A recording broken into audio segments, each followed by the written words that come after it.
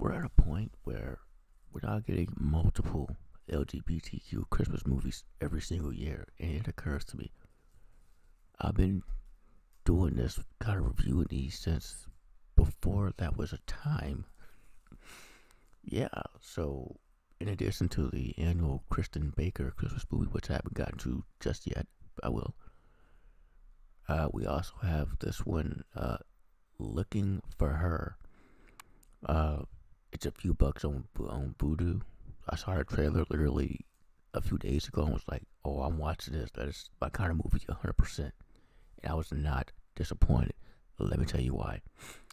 Let's begin with the synopsis here on that Vudu has. It says, when her family guilt trips her into going home for the holidays with her girlfriend, Taylor concedes, but there's one small problem. They broke up. Not wanting her family to know, Taylor hires an actress to pose as her girlfriend. That is mostly right. It wasn't a guilt trip. Her dad called her and was like, hey, come home for Christmas. I haven't seen you in a while. And we would find out because that's because she came out to him years ago and she really hasn't talked to him much since.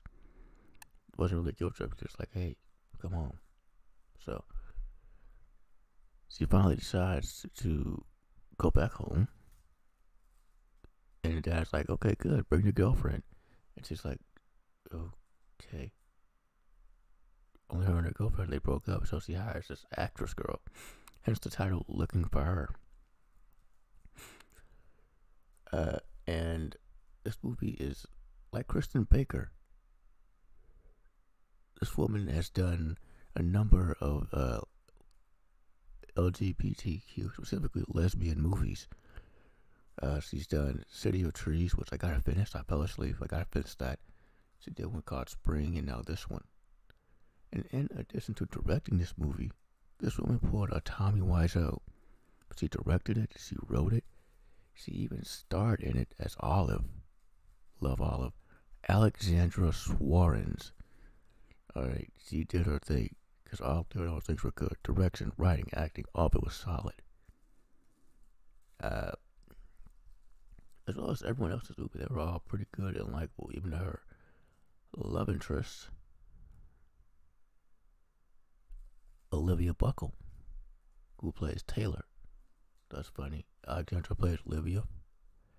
Alexandra plays Olive. Olivia plays Taylor. Okay. Oh, excuse me. But yeah, so that's basically what happens. And my only real problem is the first act, which was very confusing because I didn't know who we were following. Versus with Olive, yeah.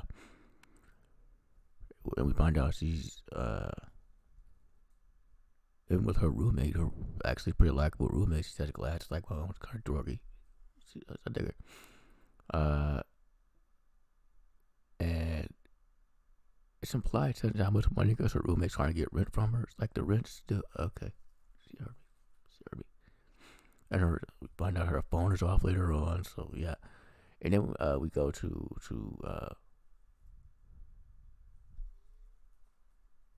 Taylor, who is just going through people. Like, she set up the whole thing to meet people to try to find someone to play her girlfriend. It's just it's a good montage.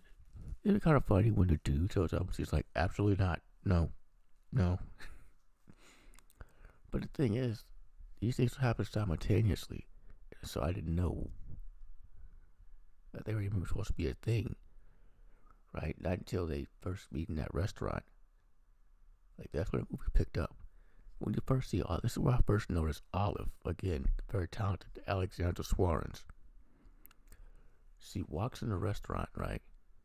She observes this beautiful woman just sitting at the bar portion of the restaurant, looking not too happy. She sits next to her. She observes her, and then talks to her a bit. The woman leaves. She walks her out, and then grabs an apron and starts like working. Only for us to find out she don't work there. That's just her friend's place. She was doing him a favor. Yeah, you instantly like Olive. Yeah. And Then that's where Taylor shows up and they have the conversation. And we've seen this before in movies like Kissing Jessica Stein and Molly's Girl. But here's the difference. Those movies had some kind of commentary underlying it. There's none of that here. It's straight to the point, mostly. Fun Christmas romantic comedy movie. Also, the differences are Kissing Jessica Stein. Only one of those women was in the women. It was going to be a problem. And there's the whole forced happy ending. And then Molly's Girl, you'll find out till the end that only one of those women was in the women. But again, we will say some commentary. And then there's a twist like, but she was a lesbian the whole time, man. Still, both fantastic movies. I've done this before. And this is another one to add to that list. But without all the other stuff I just described. Just a fun time. I really had so much fun with this movie. I loved it. I did. Even the side characters, like the family members, I liked every single one of them. I especially like the parents. I especially like the parents who were built up as these homophobic people who didn't understand their daughter and didn't want anything to do with her. But then you meet them, and you instantly like them, like every other character. And that's because they've grown as people. And they really just miss their daughter. Okay? So, yeah. And you find out, the mother knew the whole time.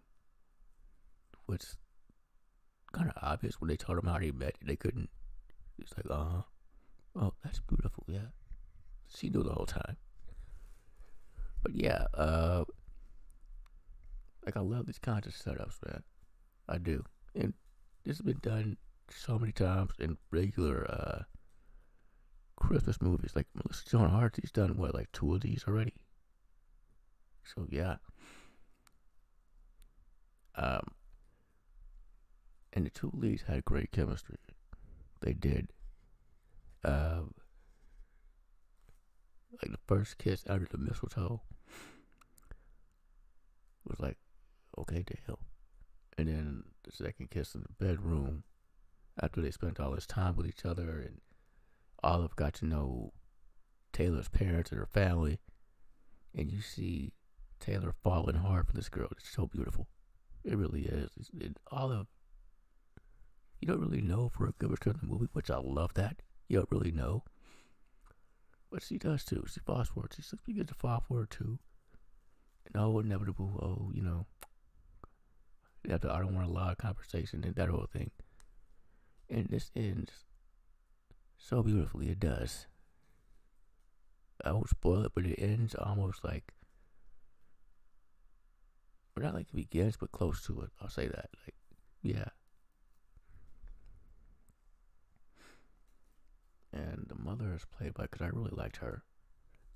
The mother is played by Sophie Eric Lewis. First of all, I don't know if she was some kind of model or something. She's insanely beautiful. I love her expressions when she talks, man. Like, I love that. I don't know if it's the wrestling fan in me, but I love that. She's not doing what I'm doing right now. She's, it's awesome. She's awesome. That's a lovable. And then for some reason, that watching Gone with the Wind throughout this whole movie, I didn't know it was a Christmas movie at all. But yeah, that's one of the plot points. Like, okay.